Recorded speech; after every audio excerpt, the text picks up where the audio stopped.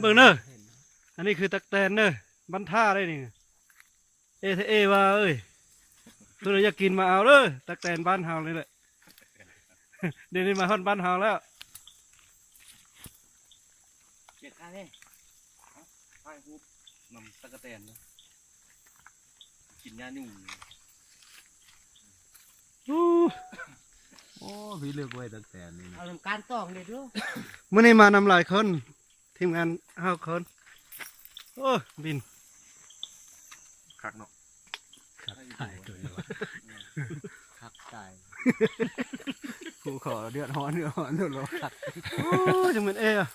บินปั๊บปั๊บปั๊บปั๊บเลย เช้าเลย กล้วยเอาคนได้ไหมไอ้เบียง กล้ ไส้ วยแล้วครับต้วยมันบินมันบุญานเหรอเนาะ โอ้เอ้ยมันสิหุยานอ่ะตัวนี้น่ะคุณมันบ่ได้หุยานพุ่นเลยนะ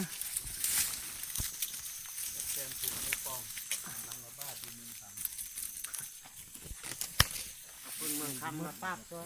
ฮะย่างไปเตอร์คนไทยเห็นอันผู้ไทยเลยเด้อจะได้ข่าวสิบ่ฮู้ มาได้ตุกมาเก็บมือใกล้เนี่ย เด้ หลังรถนี่ เอามุ้งมาให้เนาะเอาเสื้อในนี้เรา ใครมาทางนี้อย่าก้อยไว้เลยมันเปิดมันกินเป็นเลย ตายโอ้ อยู่กับป้ามีไร เดือแม่มาใส่นะ นี่กินใช่ไหมเบียงไส้กินยังหมดเอามุ้งมาเนาะกระต้องนะ จะได้พัดลายได้